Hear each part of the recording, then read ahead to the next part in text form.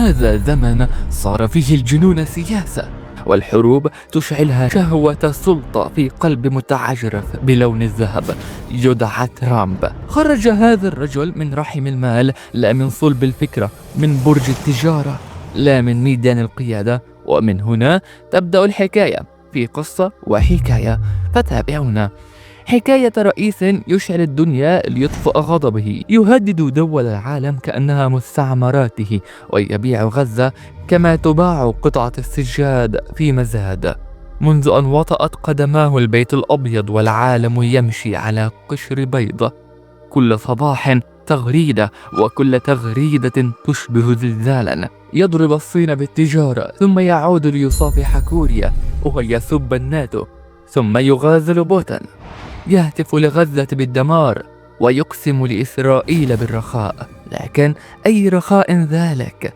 رخاء يبنى على وتروى جذوره بالدماء.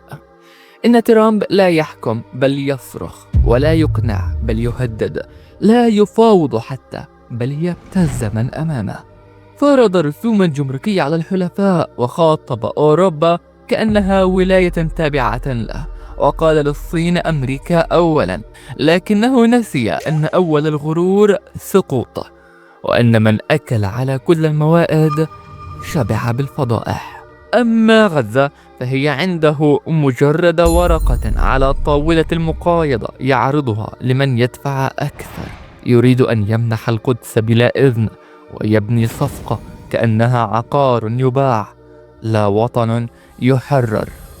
ولما سئل عن روسيا مد لها يده وصمت عن جرائمها، كأن بينه وبين بوتين عهدا لا يكتب أو مصالح لا يفصح عنها إلا إذا انقلبت الطاولة.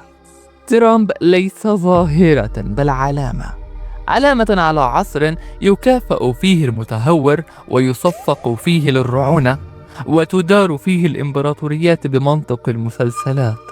لكن كما قال الأجداد، إذا زاد الشيء عن حده انقلب ضده. هل تكون نهايته بداية لسقوط أمريكا، أم أن العالم سيتخذ من جنونه عبرة؟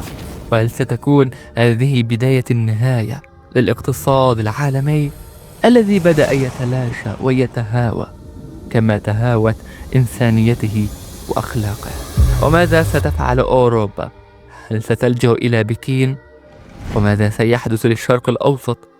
هل سيستمر كما هو رغم أن كل ما حوله يتغير؟ شاركونا آرائكم، لكن احذروا أن التاريخ لا يرحم، والسفن لا ينجو منها من كان ربانها أحمق. في قصة وحكاية نشارككم الأحداث السياسية على أنها قصص، ونرويها لكم، ونروي لكم من التاريخ ما يؤخذ منه العبر. فتابعونا وادعموا القناة لتستمر في النشر. كنا معكم في قصة وحكاية.